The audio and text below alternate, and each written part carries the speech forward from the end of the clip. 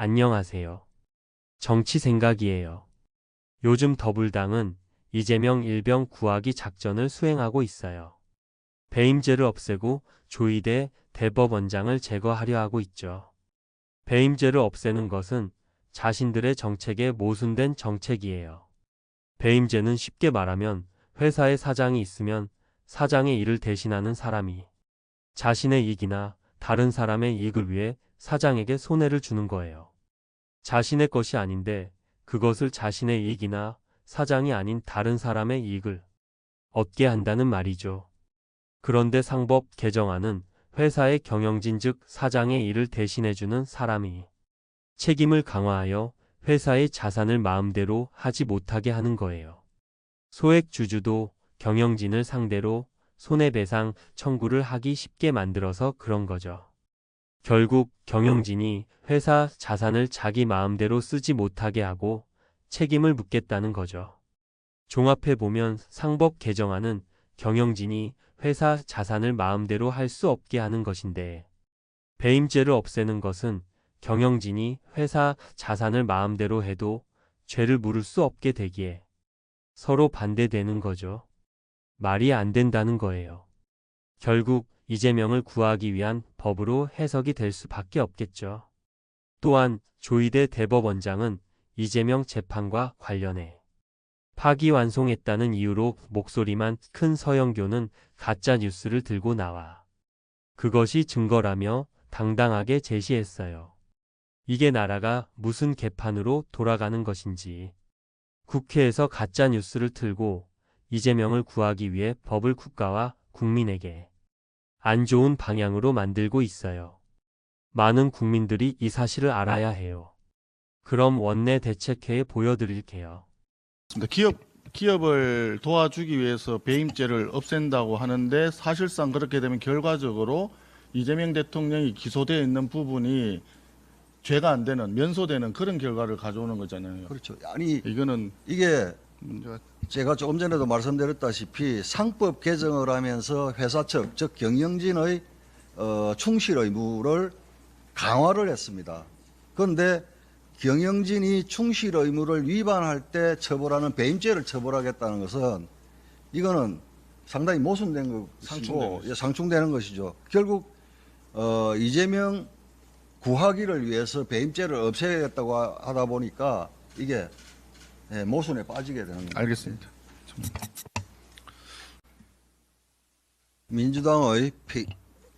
민주당의 배임죄 폐지 주장과 관련하여 말씀드리겠습니다. 최근 민주당은 배임죄 폐지를 기업하기 좋은 나라를 만들기 위한 조치라고 주장하고 있습니다. 그러나 이것은 철저히 왜곡된 주장입니다. 배임죄 폐지는 기업을 위한 것이 아니라 기업 오너와 경영진만을 위한 면책일 뿐입니다. 배임죄가 폐지되면 회사에 손해를 가하는 경영진의 행위가 면책되는 것입니다. 그 결과 회사가 흔들리면 근로자는 일자리를 잃게 되고 개미 투자자는 투자금 손실을 입게 됩니다. 기업에 투자된 국민의 노후 자금인 연기금과 퇴직연금까지 직격탄을 맞게 됩니다. 배임죄 폐지는 그 피해가 오롯이 국민에게 돌아갑니다. 민주당은 이 법을 친기업이라고 포장하지만 실상은 이재명 구하기 법입니다. 주주보호, 소액 투자자 보호를 위해 경영진의 충실 의무를 강화하는 상법 개정을 해놓고 이제 와서 경영진의 충실 의무 위반 행위인 배임죄를 폐지하겠다고 합니다. 이재명 구하기를 하려다가 자기 모순에 빠진 것입니다. 국민의힘은 배임죄 폐지는 친기업이 아니라 국민의 삶을 위협하는 친경영진, 친기업인 방어용 특혜 입법임을 국민께 분명히 말씀드립니다. 저희 국민의힘은 친기업가가 아닌 그야말로 친기업 정책을 지향하고 있습니다. 민주당은 말로만 기업하기 좋은 나라를 만들겠다고 하지 말고 노란봉투법 등 기업 옥죄기법부터 고쳐주길 바랍니다. 마지막으로 안내 말씀드리겠습니다. 민주당은 조희대 대법원장을 찍어내기 위해 가짜 뉴스로 국민을 선동하고 이재명 피고인에 대한 대법원의 유죄 취지 파기환송을 마치 잘못된 판결인 것처럼 왜곡하고 있습니다. 급기야 조희대 대법원장 탄핵까지 덜먹이고 있습니다. 몰염치한 행태가 극에 달했습니다. 이에 국민의힘은 이재명 피고인의 공직선거법 위반을 오히려 무죄로 판단한 2심 재판의 문제점을 조목조목 밝히겠습니다. 아울러 대법원의 유죄 취지 파기환송 결정이 왜 정당한지, 그리고 이재명 피고인의 재판이 왜 재개되어야 하는지를 다음 주 월요일 오후 정책의총을 열어 국민 여러분께 소상히 말씀드리겠습니다. 알겠습니다. 어제부터 우리 국민의힘은 정부 조직 계약 사법에 대한 필리버스터에 착수했습니다. 정부 조직 개편의 목적은 민생 경제와 국가 미래를 위해서 효율적으로 일 잘하는 정부를 만드는 데 있을 것입니다. 하지만 더불어민주당이 지금 본회의에서 밀어붙이고 있는 정부 조직법 개정안은 국가의 미래와 민생 경제를 스스로 무너뜨리는 계악법입니다. 나쁜 정부 조직 개편이며 국민들만 피해를 입게 될 법안입니다. 먼저 검찰개혁입니다. 검찰개혁의 목적은 억울한 범죄 피해자가 없도록 신속하고 정확한 수사를 통해서 공정한 판결을 빨리 도출해내자는 것일 것입니다. 그런데 오히려 수사와 재판을 한없이 지연시키고 수사기관 간의 업무 핑퐁만 늘어나게 되고 결과적으로 범죄 피해자인 국민들만 더 힘들게 하는 검찰 개혁이 과연 개혁이 맞습니까? 이게 일 잘하는 정부를 만드는 게 맞습니까? 범죄자들만 박수를 칠 계악이라고 봅니다. 기재부 해체도 마찬가지입니다. 대통령과 집권 여당의 입맛대로 예산권을 독점해서 국가 재정을 마치 자신들 쌈짓돈 삼아 선심성 예산 퍼주기를 하겠다는 것에 불과합니다. 국가 신용등급 추락과 금융 불안을 초래할 개연성이 매우 높은데 이것이 과연 미래를 위한 국민을 위한 개혁이 맞습니까? 포퓰리즘 정권다운 계악이라고 봅니다. 국가의 미래가 걸린 에너지 산업을 환경 규제를 전담하는 기후에너지 환경부로 떠넘겨서 탈원전 시즌2로 가겠다는 것 역시 글로벌 추세에 역행하는 퇴행적 계약입니다.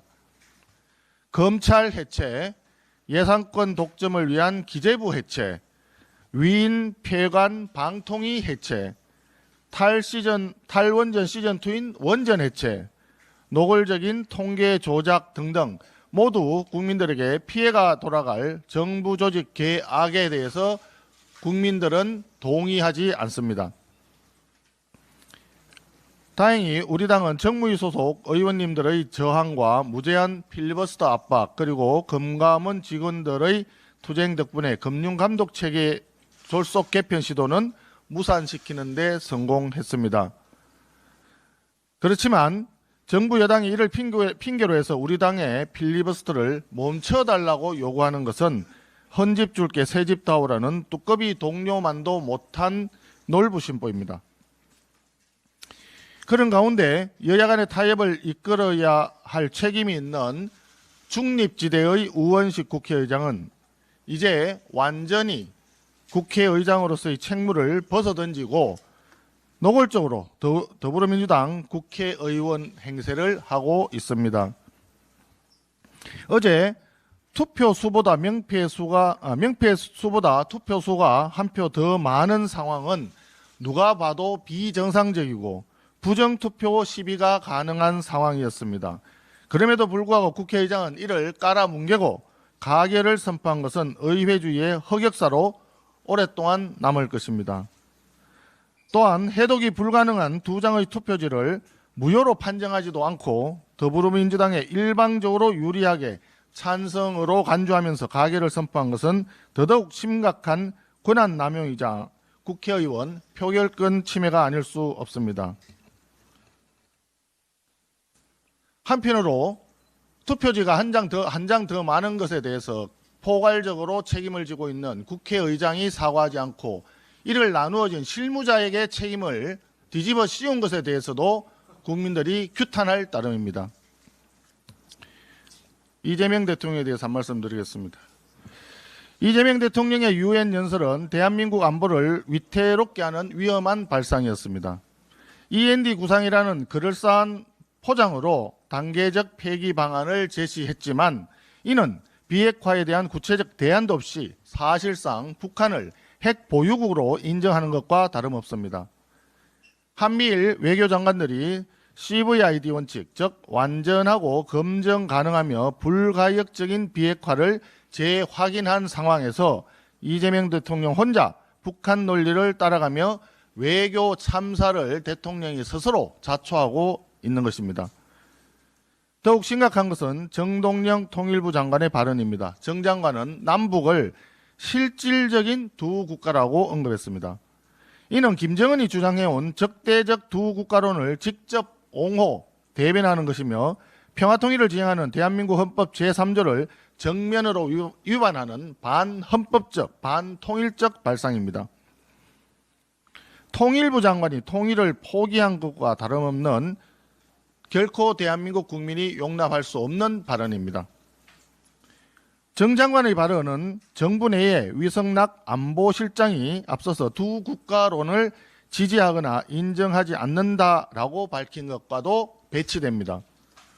대한민국 정부 내에서 동맹파와 자주파 간 암투가 표면화된 것인지 아니면 정 장관이 정부 내에서 사실상 이적 행위를 하고 있는 것인지 이재명 대통령이 직접 해명해야 할 것입니다. 정동영 장관은 여기에 그치지 않고 어제 또다시 우리 군 훈련과 관련해서 국방부와 중단을 논의 중이라고 밝혔습니다. 정작 북한은 가만히 있는데 왜 우리 스스로 무장을 해제하겠다는 것인지, 왜 대한민국 안보 해체 선언을 해야 하는 것인지 국민들은 이해할 수 없습니다. 이런 사태는 이재명 정권의 외교 안보 정책이 얼마나 혼란스럽고 위험한지 적나라하게 보여줍니다.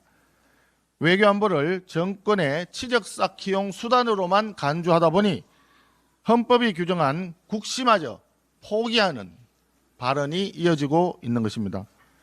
이재명 대통령은 정동영 장관과 같은 반헌법적, 반통일적 발언을 일삼는 인사에 대해서는 즉각 해임을 포함한 문책 조치를 내야 할 것입니다. 이상입니다. 네, 정책수석입니다.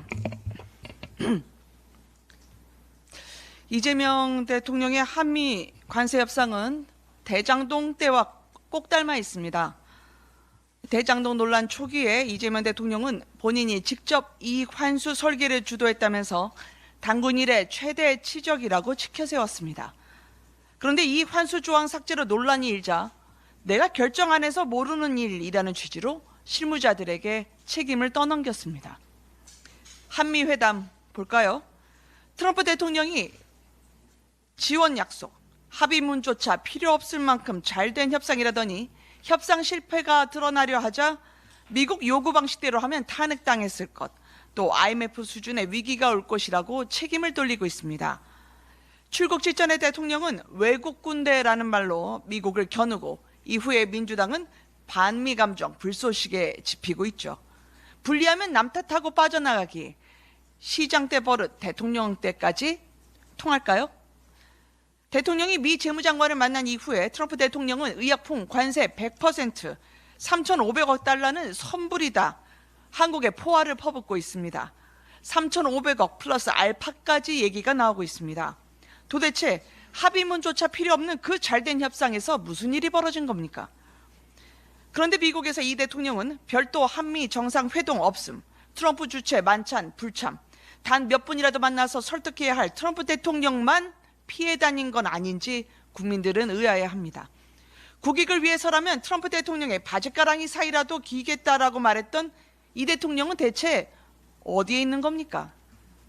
유엔에서의 상황이 전해지면서 달러 대비 원화 환율이 심리적 저항선인 1,400원을 뚫었습니다. 자동차, 부품업계는 패닉입니다.